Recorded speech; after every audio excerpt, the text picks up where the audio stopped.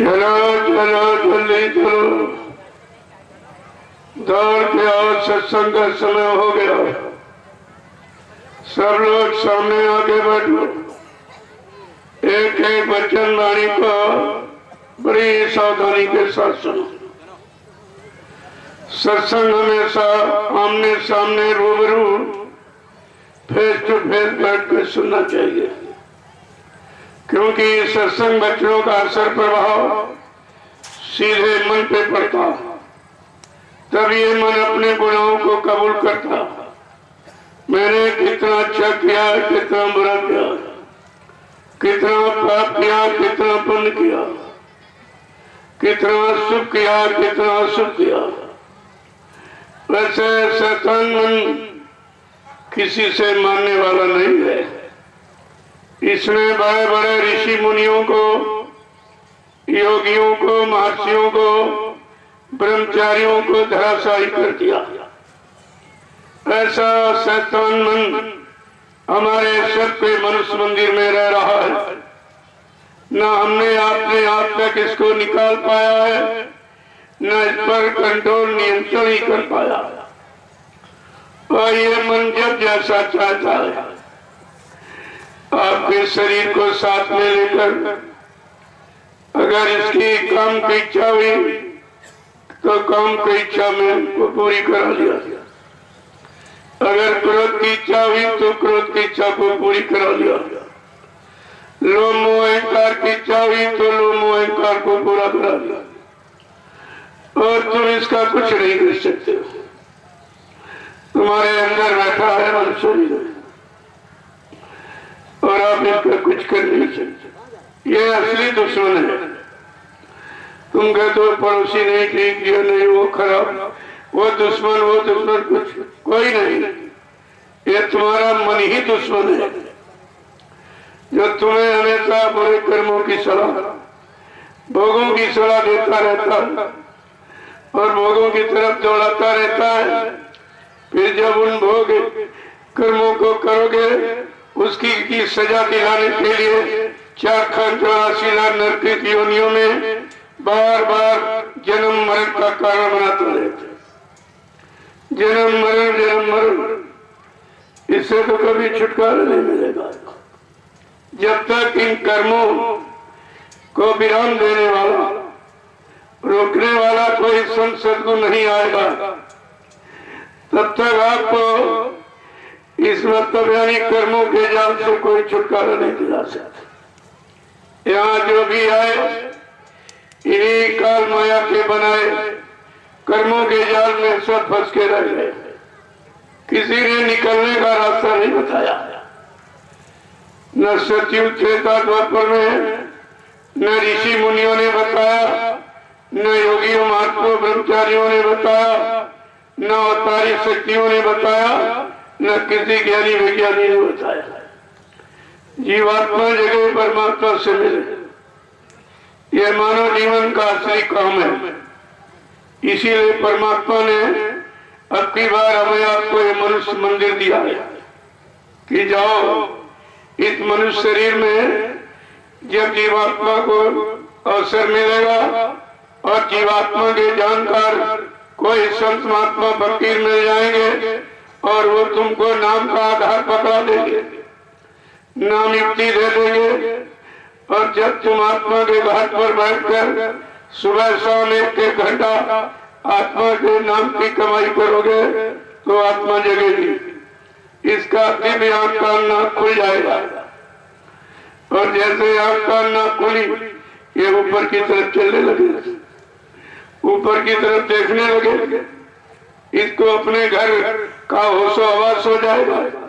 लेकिन जब तक कोई नाम भेदी सत्य भेदी संत सद्गुरु नहीं मिलेगा और नाम का आधार नहीं पकड़ाएगा, तब तक कोई जीवात्मा काल माया के देश से छुटकारा नहीं पा सकता। ये ज्ञानी विज्ञानियों का काम नहीं है, ये अक्षर ज्ञानियों की बस की बात है। यह है सत्य ज्ञानी, जिनको संत महापुरुष कहते हैं, जिनके पास सत्य का ज्ञान, सत्य का भंडार है। जब वो अपना भंडार लेके आएंगे और इस जीवात्मा को नाम और शब्द यानी पकड़ाएंगे और तब इसको होश आएगा अपने घर का, अपने मालिक प्रीतम से मिलने का। तब इसके अंदर भी एक तड़प पैदा होगी। प्रेमी वो ये काम सच्ची में किसी के बस का नहीं। इसीलिए गुरबाणी बार बार इशारा कह के कहती, बने तो सतगुरु से बने और बिगड़े तो भरपूर। अरे इतनी बातों की जब कभी बनेगी तो समय के आए सतगुरु दयाल से बनेगी, नहीं तो बिगड़ जाएगा। गुरबाणी और भी इशारा कर रही है, और कहीं से जो बने तो जानो सब धूल। अगर वो कोई बीच में खड़ा होके कह दे कि हमको अधिकार मिल गया, हम जीवात्मा जगाएंगे, परमात्मा से मिलाने का लिए झूठ है और धूल मिट्टी के समान है। केवल सदगुरु को अधिकार है, और सदगुरु समय का एक ही आता, दो चार नहीं आते, एक ही आता। इसीलिए लिख के बताया गया, सतगुरु एक गुरु बहुत है संसार में, समय का सदगुरु एक ही आता।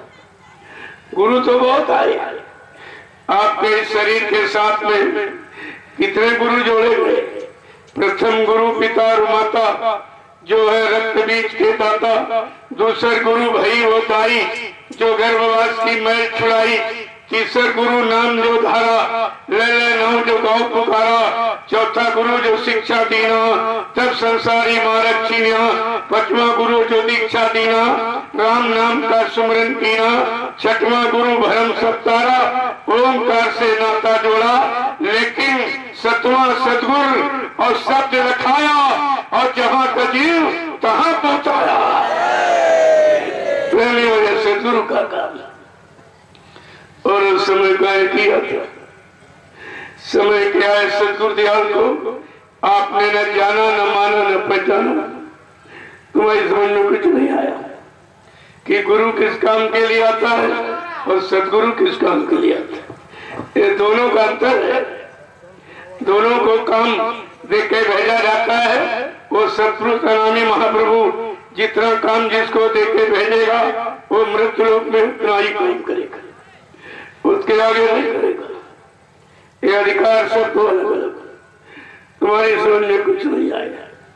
कबीर साहब आए, उनको अधिकार।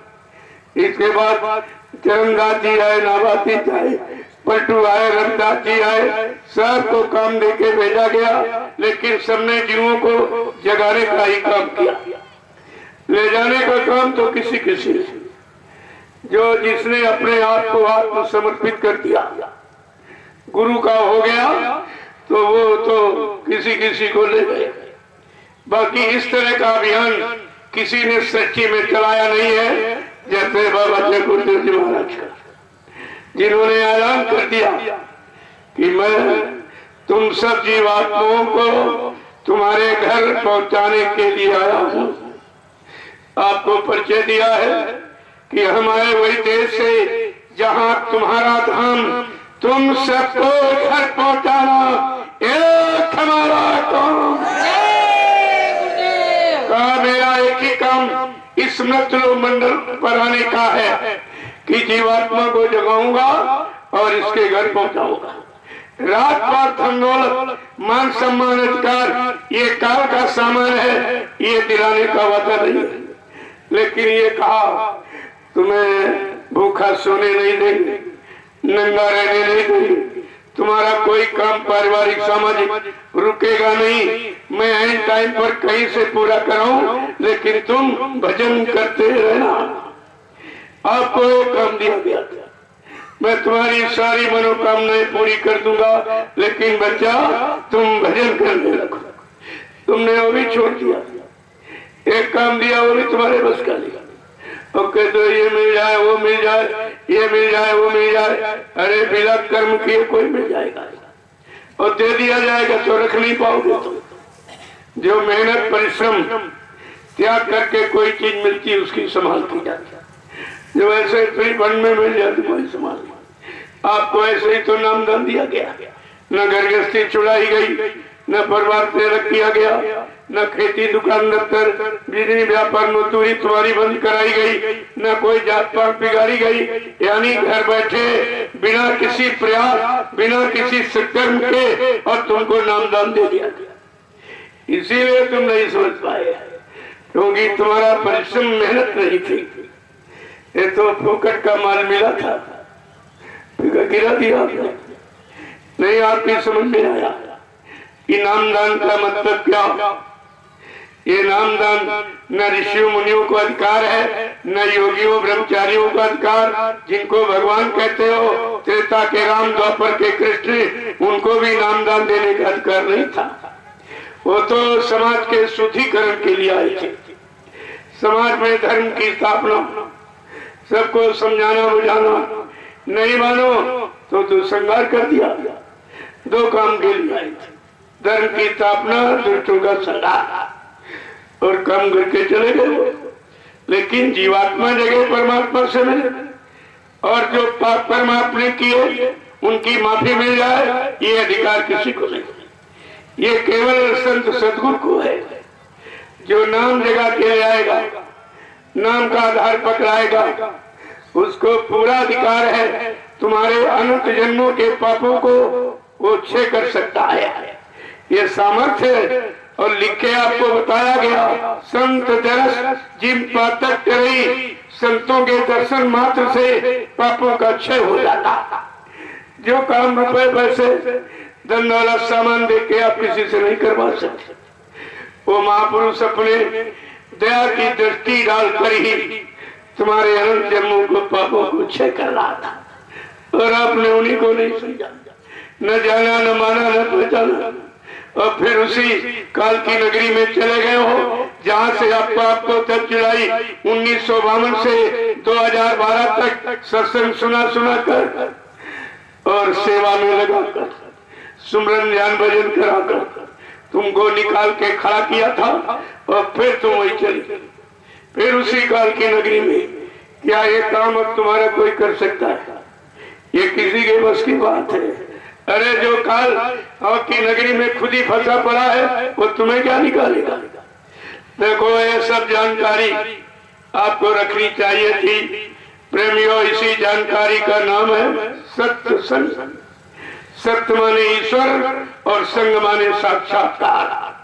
ये जीवात्मा सुरतरू मुद्दतों से अपने मालिक प्रीतम का दर्शन दीदार छोड़ चुकी है।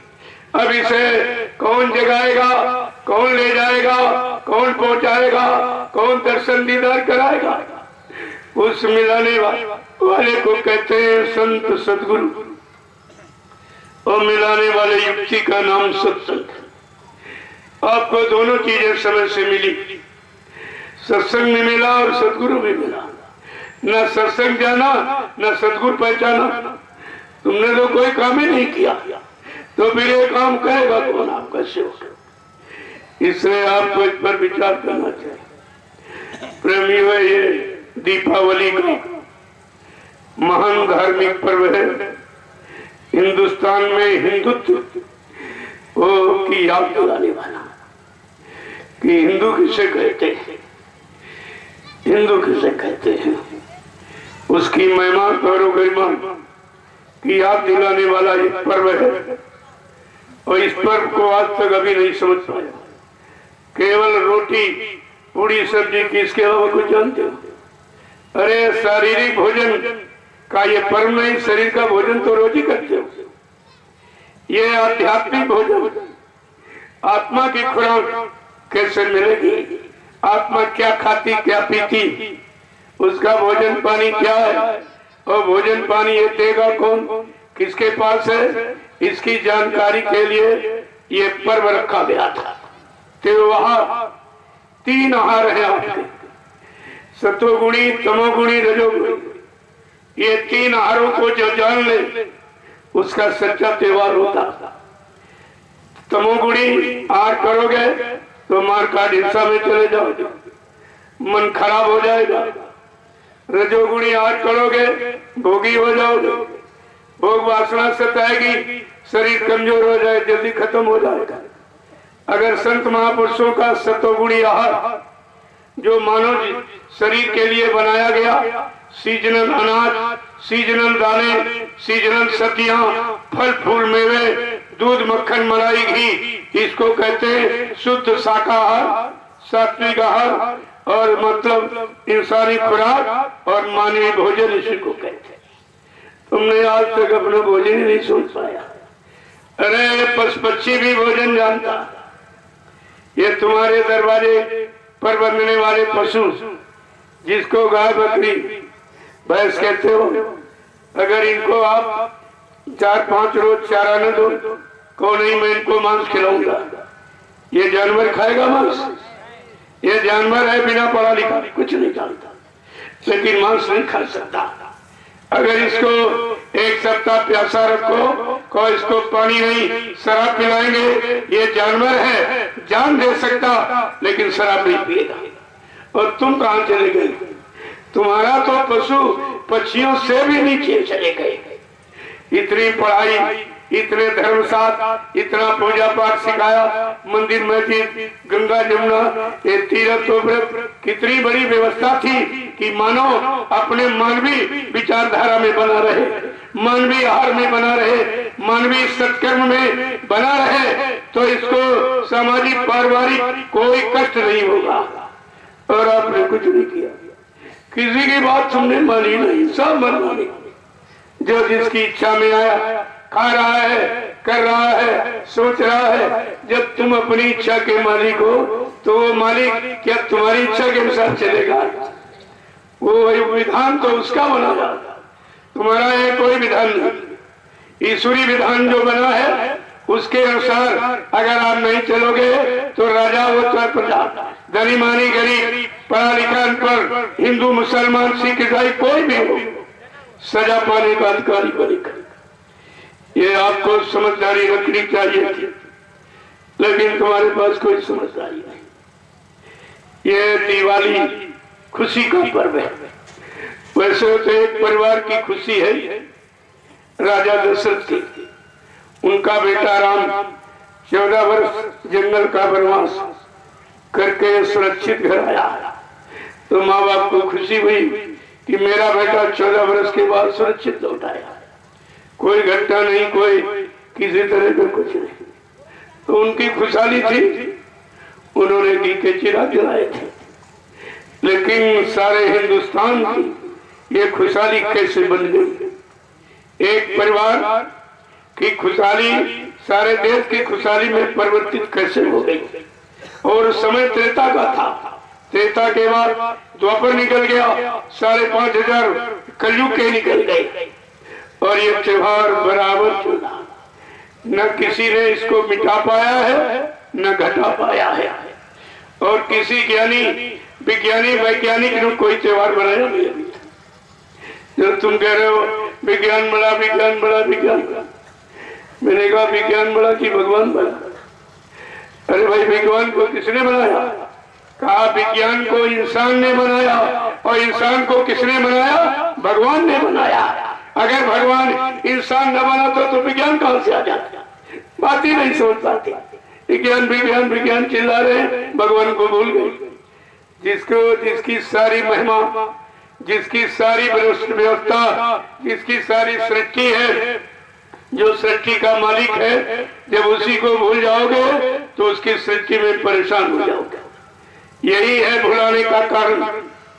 जब आप गंदे खान पान में आप चले गए, जिसके कारण तुम्हारा देखना सुनना, उठना बैठना, बोलना चालना, सोचना समझना, करना कराना, यह सब खराब हो गया। और कुदरत तुमको सजा सुनाने लगी, दुर्घटना और अकाल मौत, ये है सजा।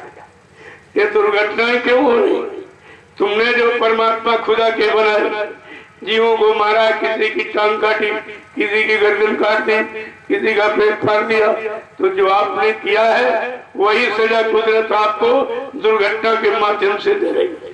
सड़कों पर देखिए आप, किसी की टांग कटी पड़ी, किसी सर कटा, किसी पेड़ फट गया। यानी जो तुमने खून खराबा किया है, आज तुम्हारा वही खून खराबा सड़कों पर हो रहा है।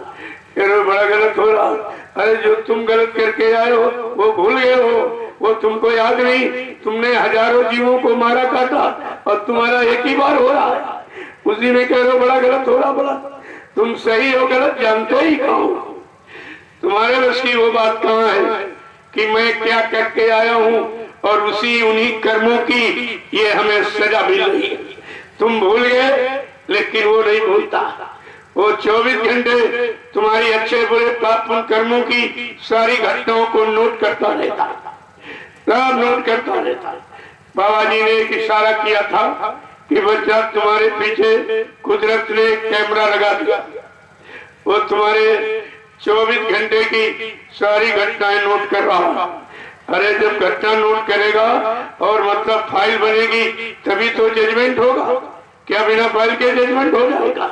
और सब फाइल तुम्हारे कर्मों की वही तैयार कर रहा है। और जिस दिन जीवात्मा इस मनुष्य शरीर से अलग होगी और यानी फरिश्ते और जमदूत इसको लेके जाएंगे और खुदा के परमात्मा के दरबार में जब खड़ा कर देंगे तो परमात्मा तुम्हारी कर्मों की वही को खोल के पड़ेगा और पूछेगा इस तारीख को तुमने ये जुर्म किया, इनको मारा काटा सताया, अपमानित किया, इनकी चोरी, इनकी डकैती, इनका कत्ल और अपहरण किया और व्यभिचार कुचार और गंदा खान पान ये मनुष्य मंदिर में डालकर तुमने मनुष्य मंदिर को गंदा किया है जिसमें परमात्मा की चेतन मूर्ति जीवात्मा बैठी है।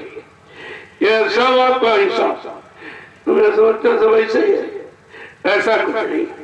जो इंसान ने कैमरा बनाया उसके सामने खड़े होने में आपको डर लगता है कि कैमरा मेरी सारी सच्चाई को खोल देगा, तो इंसान के बनाए कैमरे से डर और भगवान के बनाए कैमरे से कोई डर नहीं। जो 24 घंटे वो जीवात्मा तुम्हारे मनुष्य शरीर में बैठी है और जो भी आप कर रहे हो सब तुम्हारे अंदर ही तो प्लानिंग होती है, बाहर तो बाद में आती है। पहले मन अंदर में संकल्प विकल्प करता, फिर बुद्धि को पकड़ा देता और बुद्धि निर्णय ले लेती और फिर इसके बाद कर्म शुरू हो जाता। तो यह सब अंदर का मशाला है। अंदर में जीवात्मा बैठी तुम्हारी हर पल घड़ी की सारी घटनाओं को नोट कर रही है, तो आप इससे बचने वाले। ये प्रेमियों कर्मों का विधान, ईश्वरी विधान। जब मानवीय विधान में ये है किसी की हत्या करोगे तो तुम्हारी हत्या यानी फांसी की सजा होगी। जब यहाँ का विधान है सच्चा तो वहाँ का कैसे? और तुम जो कहते हो नहीं, लेकिन तुम्हारे यहाँ केवल एक ही विधान है, इंसान को मार दो तो 302 को मुर्जिम माना जाए। और मुर्गा काट दिया, बकरा काट दिया, मछली काट दी, अंडा फोड़ दिया, क्या इसमें जीवात्मा नहीं है? जो तुम्हारे शरीर में है वही इन शरीरों में है और तुम्हारे शरीर में जीवात्मा उसी परमात्मा का अंश है। और मुर्गा और बकरा और मछली और इनमें भी उसी परमात्मा की जीवात्मा। तो यहाँ तो सजा नहीं है, लेकिन वहां तो एक एक जीवों को मारने की सजा, उसका पूरा पूरा हिसाब किताब सब लिख के रखा गया। जब तुम्हारी जीवात्मा इन मनुष्य शरीर के समय को पूरा कर लेगी, फरिश्ते आएंगे, जमदूत तुम्हारे सीने पर तलाश रखेंगे, जबरदस्ती मार मार पीट कर इस जीवात्मा को निकाले, चल जल्दी तेरा समय पूरा हो गया। तू तो ये मान कर आई थी कि हमको मनुष्य मंदिर का सौभाग्य दे दीजिए। जब मनुष्य मंदिर में मैं पहुंच जाऊंगी तो किसी संत महात्मा फकीर की तलाश करके अपने घर जाने का रास्ता पूछ लोगी और जल्दी से अपने घर को चली जाऊंगी। तूने कोई काम नहीं किया, जो वादा करके आए वो तो आप भूल गए। और परमात्मा ये नहीं पूछेगा कि तुमने शादी की कि नहीं की, बच्चे हुए कि नहीं हुए, घर बनाया मकान की नहीं बनाया, खेती दुकान दफ्तर किया कि नहीं किया, ये कुछ नहीं। वो पूछेगा मैंने तुमको मनुष्य मंदिर परमात्मा को पाने के लिए दिया था, तुमने किसी संत महात्मा की तलाश की है और उनसे रास्ता पाने का पूछा कि नहीं पूछा। और तब कहेगा मैं तुमको सजा दूंगा, मैंने जिस काम के लिए दिया वो काम नहीं किया, तो आपको सजा मिल जाएगी।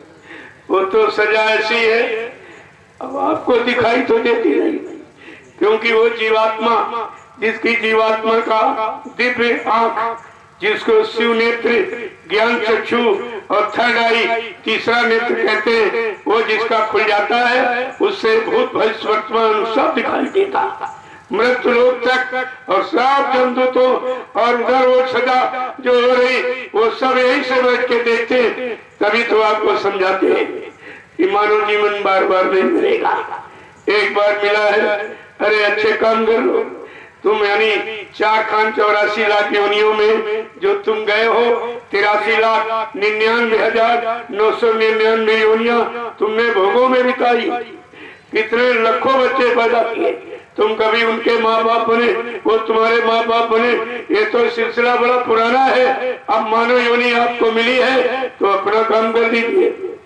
तुम्हारे समझ में ही नहीं कि अपना क्या, तुम इसी को पैसा पैदा करना, नौकरी करना, व्यापार करना, खेती करना, मकान दुकान बनाना, जमीन खरीदना, बच्चे पैदा करना, इसके अलावा तुम अपना काम कुछ जानते हो? ये तुम्हारा काम है। ये जो अपना समझ रहे हो ये सब यहीं पर छूट जाएगा, सब यहीं पर रह जाएगा। ये शरीर भी तुम्हारा नहीं, ये भी बगैर पूछे आपका ले लिया जाएगा। अरे मौत की चिट्ठी आती किसी पास और जरा देर में कहा कुछ नहीं, ठीक ठाक थे और भोजन किया और पता नहीं खत्म हो गई। अब वारंट उसके लिए आई, तुम्हारे लिए तो आई नहीं, वो तो उसी को दिखाई पड़ रही।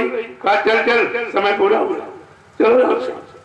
तुम ये नहीं कह सकते हो नहीं नहीं रुक जाओ, अभी बेटी की शादी रह गई, बेटे की शादी रह गई, अभी मकान नहीं बना पाए, ये काम नहीं वो कह रहे कुछ इस काम के लिए मैंने दिया नहीं था। मैंने तो जीवात्मा जगाने, परमात्मा से मिलाने, अपने घर हमेशा जाने के लिए तुमको ये मानव तन दिया था और तुमने कुछ नहीं किया। प्रेमियों, इसी को संत महापुरुष बताने आते, और तुम्हारी समझ में क्यों नहीं आता ये कोई बताता नहीं, क्योंकि जो बताने वाले वो तुम्हारे जैसे, वो भी काल नगरी में और तुम भी काल नगरी में, तो जो फंसा पड़ा वो तुम्हें निकालने की बात कैसे बताएगा? वो तो जो निकल गया है और निकल करके वो सब जान रहा है वो तुमको बताएगा और निकालने की युक्ति भी आपको देगा और उसी की युक्ति से तुम्हारा काम होगा। इसलिए प्रेमियों, ये समय समय पर अध्यात्म की चर्चा, आज तक आपको सेवा धर्मार्थ ये सिखाया गया, लेकिन परमार्थ नहीं बताया। परम अर्थ, पवित्र अर्थ इस मानव शरीर का क्या है कि इसमें जीवात्मा जगे और परमात्मा से मिले, अपने घर पहुंच जाए तो ये काल माया का देश हमेशा के लिए छूट जाए। ये है परमार्थ। और स्वार्थ और धर्मार्थ तो लोग सिखाते रहे और यही का सामान यही आपने किया और फिर जो जिसको दिया था उसने आपको दे दिया, इनको दिया उनसे लिया, उनको दिया उनसे लिया। ये तो लेन देन जगत व्यवहार चलता रहेगा, लेकिन जब तक आध्यात्मिक कर्म सिखाने कराने वाला कोई संत सदगुरु धरती पर नहीं आएगा तो जीवात्माओं को अपने कर्म का पता ही नहीं चलेगा। क्योंकि हमें आपको केवल 6 कर्म बताए गए जिन्हें खट कर्म कहते हैं। 6 कर्म, आहार निद्रा भय मैथुन, खाना पीना सोना, कमाना, मलमूत्र त्याग करना, आल औलाद बच्चे पैदा करना। या इसके अलावा और कोई मानव शरीर का अर्थ आप अभी तक समझ पाए? क्या क्या इसी के लिए परमात्मा ने आपको, अरे ये तो पशु पक्षी कीड़े मकोड़े सब कर रहे हैं, सब भोजन करते, मलमूत्र त्याग करते, सबके बच्चा पैदा होते, तुम्हारा उनसे फिर अर्थ क्या, अंतर क्या हुआ? क्या अंतर हुआ? जो पशु कर रहा वही तुम कर रहे हो, पक्षी कर रहे वही तुम कर रहे हो। और अगर यही करते रहोगे तो मानव जीवन का अर्थ समझ में नहीं आएगा। महापुरुषों ने इसीलिए मानव जीवन का अर्थ बताने के लिए अपना सत्यलोक मंडल छोड़कर इस मृत्युलोक मंडल पर हम सब जीवात्माओं को जगाने के लिए, उनको उनके घर पहुंचाने के लिए आ गए। और आवाज लगा के ऐसे नहीं प्रेमियों, हिंदुस्तान का कोई प्रांत, कोई जिला, तहसील, ब्लॉक, शहर, कस्बा, गली, गांव कुछ छोड़ा नहीं जहां पर बाबा जी ने घूम घूम कर संदेश न दिया हो, जानकारी न दी हो, मैं किस काम के लिए आया हूँ, कौन सा नाम लेके आया हूँ और किस धाम से आया हूँ, ये सारी जानकारी आपको दिया। क्योंकि यहाँ पर त्रैलोक से जो शक्ति आती जा रही, प्रकृत लोक से आती जाती रही, देवलोक से आती जा रही, केवल इतनी चर्चा आपको जानकारी। 3 लोक से भगवान राम त्रिलोकीनाथ, प्रकृत लोक से भगवान कृष्ण है और देवलोक से देवी देवता है। लेकिन इसके आगे सतलोक से तो कोई आया नहीं। इस कलयुग में अभी ये कबीर साहब सर्वप्रथम सतलोक से आए थे। यानी संतों का आगमन सतलोक से होता है। सतलोक से जो शक्ति आएगी वो जीवात्माओं के लिए आती, वो शरीर इंद्री भोगों के लिए, रात पात धन दौलत मान सम्मान सामान दिलाने के लिए नहीं आती। वो जीवात्मा को जगाने के लिए और परमात्मा से मिलाने के लिए आती। अगर इन शक्तियों के बारे में आप जानकारी कर लेते तो शायद तुम्हारे में कोई शंका नहीं होती कि काल अवतार किस काम के लिए होता है और संत दयाल अवतार किस काम के लिए होता है। दोनों का परिचय मिल जाता, आप अपने काम को समझ लेते। प्रेमियों, ये धार्मिक देश मजहबी मुल्क है और आज धार्मिक पर्व है। धार्मिक पर्व पर मैं धर्म पर्व की मर्यादा को ध्यान में रखते हुए पहले मैं बोलूंगा, पीछे से आप सब लोग, क्योंकि हमारे धार्मिक देश की एक परंपरा, एक सिद्धांत है, सनातन पद्धति है कि आज भी हम आप कोई काम करते हैं, चाहे संसार का हो, परिवार का हो, समाज का, देश का हो, सभी लोग अपने अपने मजहब धर्म के मुताबिक अपने अपने देवी देवता, इष्ट परमात्मा, खुदागार, भगवान गुरु का नाम लेके ही करते हैं। यह है परंपरा। लेकिन आपने तो कोई देवी देवता देखे नहीं, कोई परमात्मा खुदा आपने देखा नहीं। क्या बिना देखे किसी पर विश्वास होता? बिना देखे किसी से प्रेम करोगे? बिना देखे किसी पर विश्वास करोगे? और तुम्हारा ये कैसा रिश्ता बिना देखे? इसीलिए संत गोस्वामी जी महाराज इस कलयुग में आए। उन्होंने रामचरितमानस में कलयुग के जीवों की शंका समाधान के लिए उन्होंने क्या लिखा कि देखे बिन न हो परती और बिन परती होत नहीं प्रीति। बिना देखे किसी से प्यार लगाव होता ही नहीं, विश्वास होता ही नहीं है। जैसे क्या बिना देखे का कोई ध्यान कर सकते हैं? अभी अगर कह दिया जाए कि कुंवारी कन्या से तुम अपने पति का ध्यान कर सकती, क्या सबको पति मान लेगी? सारे मनुष्य चेहरों को देखकर पति मान लेगी। जब पति मिला नहीं, पति देखा नहीं, तो पति का ध्यान कैसे करेगी? ठीक इसी तरह न तुमने राम को देखा, न कृष्ण को देखा, न हनुमान को देखा, न शंकर जी को देखा, न कोई देवी देवता देखे, तो तुम्हारा ये मानना संबंध विश्वासी तो है। लेकिन एक अच्छे काम के लिए, अच्छी चीज के लिए, अच्छी जानकारी के लिए, अच्छे लोग की महिमा की मतलब यानी तुम्हें जानकारी देने के लिए ये सब व्यवस्था बनाई गई थी। है तो ये नकल, लेकिन अगर नकल तुम्हारी समझ में आ जाए कि नकल इतना अच्छा और सुंदर है तो असल कितना अच्छा सुंदर होगा, तो आपके अंदर पाने की इच्छा जाग जाएगी। जैसे उदाहरण के लिए एक अध्यापक ब्लैक बोर्ड पर गाय का चित्र बनाता है और बच्चों को समझाता है। अगर बच्चे कहे मास्टर साहब क्या यही गाय दूध देने वाली है? कहा नहीं, ये दूध देने वाली गाय नहीं है, दूध देने वाली गाय का चित्र है, चित्र है। बस उसी तरह से ये भगवान नहीं, भगवान का चित्र है, ये देवी नहीं, देवी देवता के चित्र है, ये शंकर जी नहीं, शंकर जी के चित्र है। जब आपके द्वारे चित्र इतने अच्छे सुंदर, तो असली वाला कितना अच्छा होगा। उस असल को पाने के लिए नकल भी तुम्हारा सहयोग करती, लेकिन तुम सब नकल में ही फंसे रहे। असल की जानकारी नहीं की, खोज नहीं की कि वह असलियत की जानकारी कौन देता है। जो उधर से आएगा, जो सत्यलोक से आएगा, सारे मंडलों से होकर आएगा और सबको ब्रह्मा जी का दर्शन, विष्णु का दर्शन, शंकर जी का दर्शन, साकेत लोक में भगवान राम का दर्शन, गोलोक में कृष्ण का दर्शन और देवलोक में देवी देवताओं का दर्शन करता हुआ तो मृत्युलोक में आएगा। उसको सबको देखा, उसने जिसने देखा है वही सच्ची जानकारी देगा। तो आपको तो इसीलिए संत महापुरुष है कि अगर देवलोक में देवी देवताओं का दर्शन करना चाहती हो असली, क्योंकि वहाँ देवलोक में 33 करोड़ देवी देवता, 9 करोड़ दुर्गा, 10 करोड़ शंभु आज भी बैठे हुए, वो कहीं गए नहीं लेकिन अपने लोक में बैठे। जब उस लोक में तुम्हारी जीवात्मा पहुंचेगी तभी तो साक्षात्कार करेगी, दर्शन करेगी।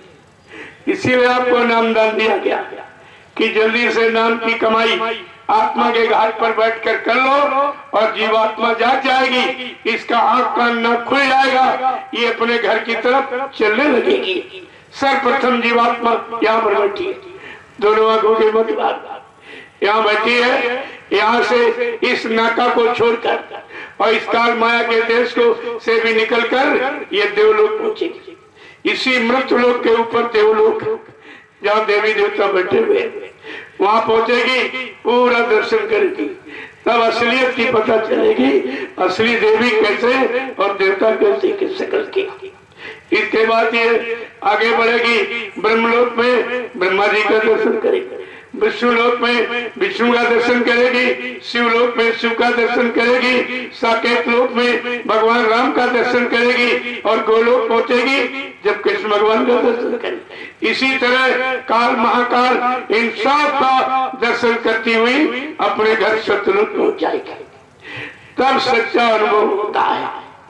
लेकिन तुम्हें यही तो सुनाया गया 10 जुलाई 1952 से 2012 तक आपको यही सुनाया और समझाया और चिताया और जगाया, तुमको होश में लाके खड़ा किया, लेकिन तुम्हारी समझ में कुछ नहीं आया, एक भी वचन आप नहीं संभाल के रख पाए और तभी आप शंका संदेह बोल में चले गए। प्रेमियों, इन त्योहारों पर, ये त्योहार जितने हिंदुस्तान में है सब ऋषि मुनि महात्माओं के बनाए हुए, कोई ज्ञानी विज्ञानी कोई वैज्ञानिक ने कोई त्योहार नहीं बनाया और ऋषि मुनियों वाला बनाया उसको खत्म भी नहीं कर पाए। आप सच्चाई देखिए। पहले इस मृत्युलोक मंडल पर आने का कारण ये त्योहार किसने बनाए? इन त्योहारों पर घर गृहस्थी परिवार में महात्मा आते जाते रहते थे, वो आपको पूरा गृहस्थी धर्म बताते थे कि क्योंकि गृहस्थ धर्म सबसे बड़ा धर्म, गृहस्थ आश्रम पर ही सारे आश्रम टिके हुए, ब्रह्मचर्य, वानप्रस्थ और संन्यास, ये सारे आश्रम गृहस्थ आश्रम पर टिके हुए, क्योंकि रोटी गृहस्थ आश्रम ही देता है और रोटी सबको चाहिए, चाहे ब्रह्मचारी हो, चाहे वो वानप्रस्थी हो, चाहे सन्यासी, रोटी सबको चाहिए। इसलिए गृहस्थ आश्रम को सबसे सर्वश्रेष्ठ माना गया। लेकिन आपने गृहस्थ आश्रम को ही तो बिगाड़ा है। जब गृहस्थ आश्रम बिगाड़ दिया और महिमा भूल गया, खान पान गंदा कर दिया, तब तुमको न तो ब्रह्मचर्य कर सकोगे, न वानप्रस्थ, न सन्यासी बन सकोगे। इतना बड़ा आपने नुकसान था। महिमा तो गृहस्थ आश्रम की, लेकिन महिमा तुमने उसकी समझी कहाँ? तुमने जो सब तरफ से गंदा, खान पान गंदा, कर्म गंदे और बोलना चालना, सब सोचना समझना, करना कराना सब गंदा हो गया। तब चाहे गृहस्थ आश्रम गंदा ही होगा तो ब्रह्मचर्य आश्रम में आप कैसे? तुम गृहस्थ आश्रम में से भोगी बन गए, इतने भोगी बन गए कि रोगी बन गए। अब रोगी तो ब्रह्मचारी नहीं हो सकता। इसलिए आपने अगर गृहस्थ आश्रम की महिमा आप जानते रहते, मानते पहचानते रहते, तो आपका ब्रह्मचर्य और वानप्रस्थ संन्यास इसी में पूरा हो जाता, गृहस्थ आश्रम में ही पूरा हो जाता। कहीं आपको जंगल और गुफा और पहाड़ों में छिपने की और मतलब कायर बनकर रहने की वहां जरूरत नहीं थी। आप इसी आश्रम में रहते, संत महात्माओं से संपर्क बना रहता, आपको हर तरफ की शिक्षा और दीक्षा ये दोनों चाहिए। शिक्षा शरीर के सुधार के लिए और दीक्षा आत्मा के उद्धार के लिए, ये दोनों आपको मिलती रहती, लेकिन तुमने संपर्क ही तोड़ दिया, महात्माओं संपर्क तोड़ दिया और सब शरीर से बेकार हो गए, इतने भोगी हो गए हो कि अब इतने तरह तरह के रोग, इन रोगों से फुर्सत नहीं तो भजन क्या करोगे? जब रोगों से फुर्सत नहीं तो भजन क्या करोगे? बिना ब्रह्मचर्य जीवन के भगवान को कोई नहीं प्राप्त कर सकता। तुम कितनी मेहनत प्रयास कर डालो, कुछ नहीं होगा। इसलिए मैं आपको 1 साल के लिए 2018 खराब, इसलिए पूरा साल मैंने आपको अपने साथ चलने का दिया। जबरदस्ती ब्रह्मचर्य का पालन कराया जा रहा है और अनुभव कराया जा रहा है। देखो, जब ब्रह्मचर्य का पालन कर रहे हो तब भजन पर बैठो, मन भक्ता की रुकता, और ब्रह्मचर्य एक दिन बिगाड़ दीजिए, फिर देख लीजिए, खुद ही तुम्हें पता चल जाएगा कि ब्रह्मचर्य ही यानी मतलब जीवन है और वीर नाशी मृत्यु है। वो मृत्यु की तरफ, ये जीवन की तरफ। अगर इसी यही बात आपकी समझ में आ जाता तो गृहस्थी में रहना कोई बुरा नहीं है, लेकिन गृहस्थ आश्रम का जब तक उद्देश्य नहीं मालूम होगा, गृहस्थ आश्रम की सच्चाई नहीं मालूम होगी, तब तक आप किसी आश्रम न प्रवेश कर सकते हो, न किसी आश्रम का लाभ प्राप्त कर सकते। ये सब, और इसी गृहस्थ आश्रम को शुद्ध पाक साफ निर्मल पवित्र बनाने के लिए ऋषि मुनि महात्माओं ने ये त्योहार रखा था कि कम से कम आहार का पता हो जाए कि कौन से आहार से हमारा कितना नुकसान होता है और कौन से आहार से मन भड़कता है, मन भोगों की तरफ भागता है, और कौन से आहार से मन शांत होता है और वो हरि भजन में लगता है। इतनी जानकारी के लिए शुद्ध त्योहार। ये दिवाली, ये दीप मालिका, रोज एक चिराग से काम चल जाता, आज हजारों चिराग क्यों जलाते? कभी मतलब पूछा किसी कि सारा पूरा साल एक चिराग घर में रखो काम चल जाता, लेकिन आज ये सैकड़ों हजारों चिराग क्यों जलाई जा रहे हैं? क्या मतलब इसका क्या है? इसका मतलब ये है जैसे इस घर में अगर ज्यादा प्रकाश होगा तो हर चीज स्पष्ट दिखाई देने लगे, इस तरह से ये मनुष्य घर, ये जीवात्मा का घर है। अगर इसमें संत महापुरुषों ने जो युक्ति दी है, उस युक्ति को अगर आप कमाई, नाम की कमाई, नाम चिराग, नाम दीप मरी, दे हरि द्वार, गोस्वामी भीतर बाहिर जो चाहत उजियार। जैसे मकान की देहरी में अगर चिराग रख दो, अंदर बाहर दोनों तरफ उजाला होता, ऐसे प्रेमियों ये मनुष्य शरीर की देहरी है, ये देहली है, दोनों आंखों का मध्य भाग जहाँ ब्राह्मण चंदन लगाता, माताएं मेहंदी लगाती हैं। ये इशारा आपके लिए किस लिए किया गया? कहा ये मनुष्य शरीर का बॉर्डर है, ये देहरी है। अगर यहाँ का कोई नाम भेदी शब्द भेदी सब सतगुरु मिल जाएगा और नाम चिराग तुम्हें दे देगा, और वो चिराग को अगर यहाँ पर रखना सीखे तो इधर भी जानकारी उधर भी जानकारी। प्रकाश का मतलब ज्ञान, इधर भी ज्ञान हो जाएगा और उधर भी ज्ञान हो जाएगा। तुम्हारा काम दोनों तरफ लौकिक पारलौकिक भौतिक आध्यात्मिक जिस्मानी नूरानी अंतर्मुखी बाहरमुखी ये दोनों जानकारी तुमको मिल जाएगी। कितनी बड़ा इशारा, कितनी बड़ी चीज। नाम दीप धर देह देहरी द्वार गोस्वामी भीतर बाहिर जो चाहत उजियार। अगर प्रकाश और सत्ता ज्ञान चाहता है तो किसी नाम भेदी सत भेदी सतगुरु की तलाश कर, जब वो नाम का यानी चिराग मणि तुझे दे देंगे और नाम मणि में इतना प्रकाश है कि वहीं से बैठकर जीवात्मा अपने सारे लोगों को देख लेगी। कितनी बड़ी चीज देने आए और आपने कुछ नहीं समझा, कुछ भी समझ में तुम्हारी नहीं आया और अभी नहीं समझ में आ रहा। इतना बताया समझाया जा रहा है और फिर भी समझ में नहीं आ रहा, क्योंकि इन पर इतनी कालिमा चढ़ चुकी है, इनको इतना पर्दा चढ़ गया लोभ लालच स्वार्थ का। तो परमार्थ इनको दिखाई ही नहीं देता। कितना समझाने बुझाने पर भी इनकी समझ में नहीं आ रहा। ये जीव सदैव से मार खा के समझता रहा, ये समझाने बुझाने से नहीं मानेगा। जब कुदरत तमाचा लगाएगी फट से होश आ जाएगा, लेकिन फिर पछताए होश का जब चिड़िया चुन गई खेत, सारा मानव जीवन का समय निकल गया, सौ की पूंजी खत्म हो गई, बुढ़ापा आ गया, फिर आप कर ही क्या सकते हो। इसलिए आपको संत महापुरुषों ने कितना बड़ा हौसला आपको दिया, कहा चलो कोई बात नहीं, जो समय चला गया, जो श्वासें चली गई, चलो उनको जाने दो, लेकिन जो बची हैं उन्हीं को संभाल कर रखो। गई सो गई और रही सो संभालो, न ये भी जाने वाली है। ये रात और दिन जो गिनती गणना करते हो, इसी में तुम्हारे श्वासों की पूंजी जा रही है और तुम समझ नहीं पा रहे हो, तुम्हारी समझ में कुछ नहीं आ रहा। आज सवेरा हो गया शाम हो गई, सवेरा हो गया शाम हो गई, अरे ये तो रोज हो रही, इस रोज में तुम्हारी कौन सी पूंजी खर्च हो रही है, इस पर आपको विचार करना चाहिए। तुम्हारे श्वासों की पूंजी इसी सुबह शाम दोपहर में जा रही है और अभी तक आपको होश नहीं हुआ।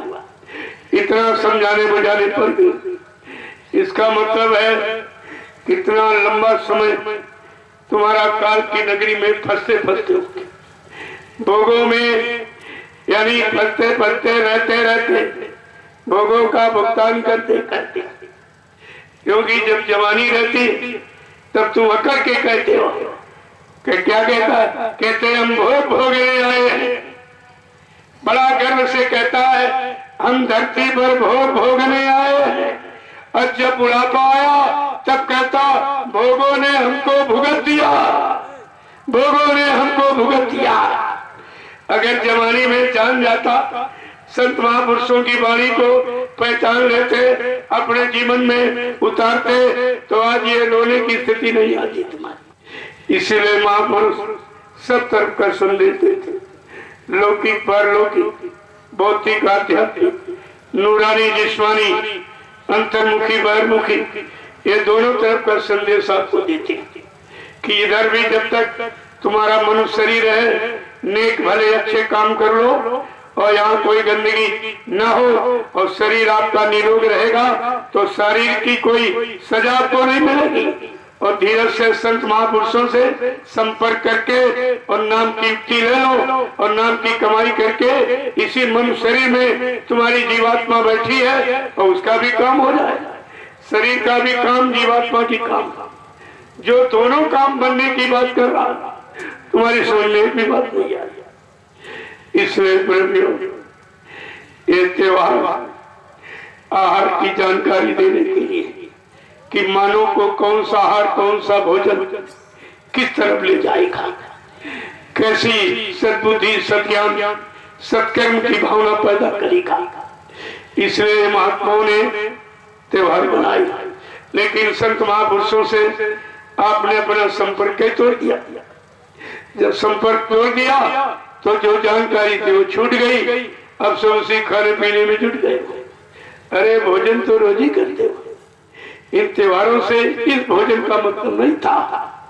ये तो शरीर का भोजन रोज करते हो और बगैर भोजन के रह नहीं सकते हो, लेकिन आत्मा जब से आई है सत्यलोक से मृत्युलोक में बिचारी उपवास कर रही है, वो तो व्रत कर रही है, क्योंकि जीवात्मा का ये भोजन ही नहीं, ये दाल सब्जी रोटी खाती नहीं है, कोई भोग भोगती नहीं है, काल माया के किसी सामान का प्रयोग नहीं करती है। जीवात्मा का भोजन शब्द आहारी सूरत, शब्द का आहार करने वाली जीवात्मा, जब कोई नाम भेदी शब्द भेदी संत सतगुरु आएंगे और शब्द का जब ज्ञान कराएंगे और शब्द को जब जीवात्मा पकड़ेगी और शब्द यानी नाम उसका आधार है और शब्द से अमीरत छूता है, शब्द अमीरत प्रिय निरंतर झूमे धर्म जारी।